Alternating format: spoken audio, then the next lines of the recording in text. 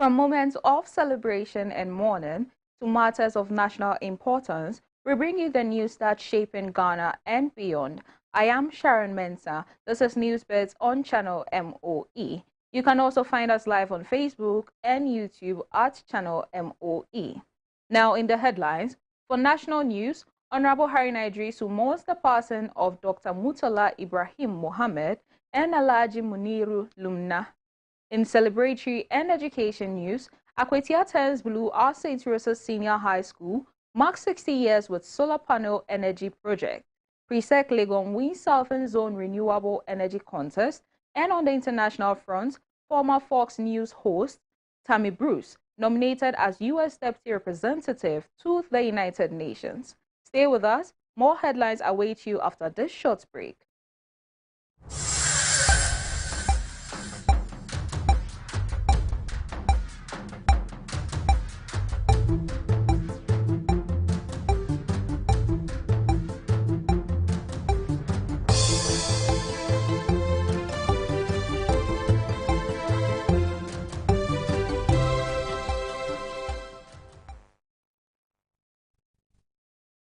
Welcome back to Newsbits on channel MOE. I am Sharon Mensah. Now let's look at today's top stories. Member of Parliament for Tamale South and Minister for Education, Honorable Harry Idrisu, is mourning the passing of two close friends, Dr. Murtala Ibrahim Mohammed and Alhaji Muniru Lumna, who died in the tragic helicopter crash on Wednesday, August 6, 2025. They are among several individuals on board, including Dr. Omane Boama. Honorable Idrisu recalled Dr. Murtala as a lifelong friend from Tamale and remembered Alhaji Muniru Lumna as a trusted companion in both government and private life. The two were laid to rest yesterday, Sunday, August 10, in accordance with Islamic tradition. From Channel MOE team, we say, may the lost souls rest in peace. Next, we bring you celebrating news from the education sector. The town of Akwetia was filled with the color blue over the weekend as St. Rosa's Senior High School marked its 60th anniversary. This momentous Diamond Jubilee celebrated 6 decades of academic excellence and brought together dignitaries, alumni, and well-wishers for a joyous occasion. The celebration was headlined by a green initiative, the commissioning of solar panels installed on the school's classroom buildings, laboratories, and administrative block.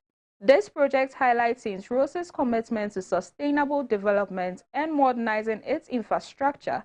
The event was graced by several distinguished guests, including the Ochin Hene, Osajefo Amwetia Oforipeyin, who served as the special guest of honor. The Catholic Bishop of Koforidia, Most Reverend Joseph Efrifa Ejekum, chaired the occasion, while Justice Barry Mayao Opon Kodie and Justice Hafizata Ameleboba, a proud alumna of St. Rosa's and a Supreme Court justice, also attended. The anniversary served as a moment of shared pride and a look toward a sustainable future for the institution. As the blue wave bloomed through Akwetia, congratulations to all the Rosas on this incredible celebration. As a proud Rosa myself, it's a very special moment for us all. Now, Presbyterian Boys Secondary School, Presec Legon, has emerged as the Southern Zone winner in the Energy Commission Senior High School's Renewable Energy Challenge. The victory secures their place in the grand finale set to take place in Accra. The zonal contest, part of the 6th edition of the national competition, was held on Saturday and featured 8 schools vying for the top spot. Competing alongside Presec were Presbyterian SHS in Latte, Boeman SHS, Adidom SHS, Asin Manso Senior High Technical School, Ahantaman Girls SHS, Bia SHS, and Opoku School. Presec's win reinforces their reputation for innovation and academic excellence in science and technology. In health news, the Eastern Regional Director of Health Services, Dr. Damien Punguyiri, is calling on citizens, stakeholders, and NGOs to prioritize child health in all development efforts. He emphasized the importance of a coordinated approach to tackling issues affecting children, highlighting the need for improved nutrition, mental health support, vaccinations, and physical activities to help raise strong future leaders. Dr. Damien made the appeal during a ceremony at Oda Government Hospital in the Birim Central Municipality. The event marked the official handover of newly renovated children's and maternity wards donated by the Awosohene of the Achim Kotoku traditional area, Nana Kwesi Sasu IV, and his wife, Oheneyere Ofosu Amwa. Residents of Tolomegi, a fishing community in the Karachi East municipality of the Oti region, are living in fear following an invasion of hippopotamuses from the river Nanum, a tributary of the river Oti. According to community members, the animals frequently emerge from the river banks, disrupting daily life and posing serious threats to safety. The situation has left many residents anxious as their livelihoods depend heavily on fishing and farming, activities now increasingly at risk due to the hippopo presence. Local leaders are calling for swift intervention to prevent further danger and protect both lives and means of survival in the area. Now for our global report, U.S. President Donald Trump has nominated State Department spokeswoman and former Fox News host Tammy Bruce as the country's next deputy representative to the United Nations. Bruce, who joined the State Department in January, has been praised by President Trump for what he described as a fantastic job in her current role. Before entering government, she was a conservative commentator on Fox News for over 2 decades and authored several books critical for liberal politics. Her appointment is subject to Senate confirmation. A timeline for when she would assume the role remains unclear. Now to the pitch. Asante Kotoko remains committed to using the Baba Yara Sports Stadium as its home venue for the CFA Confederation Cup, despite the stadium currently falling short of CFA requirements.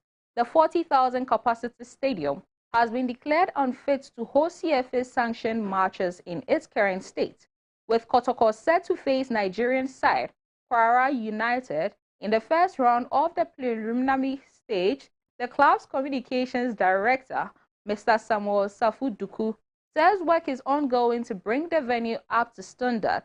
He confirmed that officials are awaiting inspection from CFA and are confident of meeting the necessary criteria in time to retain Baba Yara as their home ground.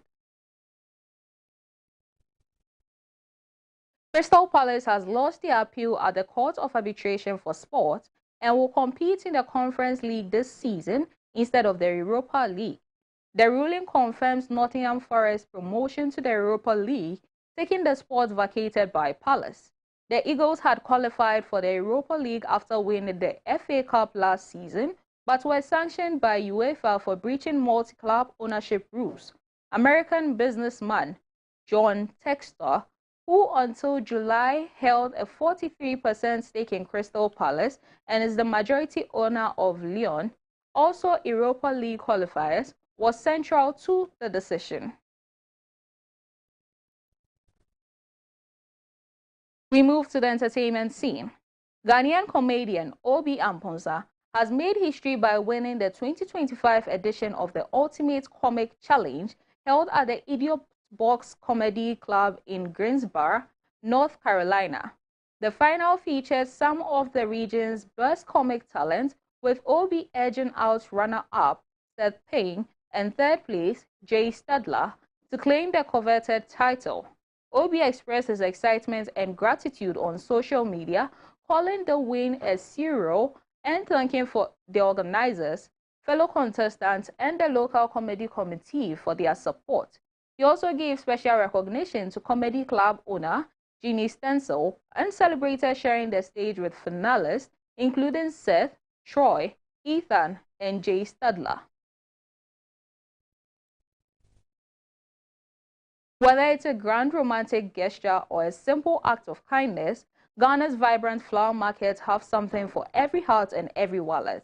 For those wanting to make a statement of love, luxury blooms like 100 red roses can cost as much as 4,100 Ghana cedis, while elegant box arrangements go for around 1,500. In times of grief, white lilies and roses express peace and remembrance, with funeral wreaths priced between 300 and 1,500 cedis.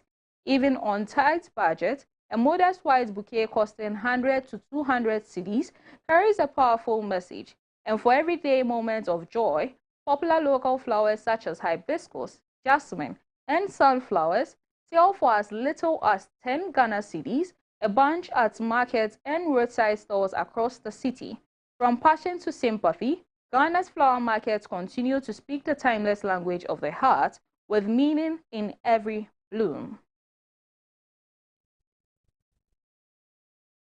And for our tech segment, Intel CEO Lee Tan is scheduled to visit the White House on Monday following U.S. President Donald Trump's recent calls for his removal, according to reports by the Wall Street Journal, citing sources familiar with the matter. Reuters has not yet confirmed the report, and neither Intel nor the White House immediately responded to requests for comment. During the meeting, Tan is expected to engage in a detailed conversation with President Trump, aiming to clarify his personal and professional background.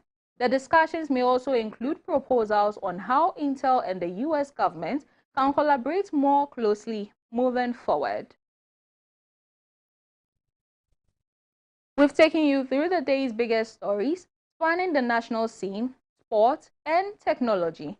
Thank you for watching NewsBits on channel MOE, the official channel of the Ministry of Education in Ghana. My name is Sharon Mensah. Have a good day.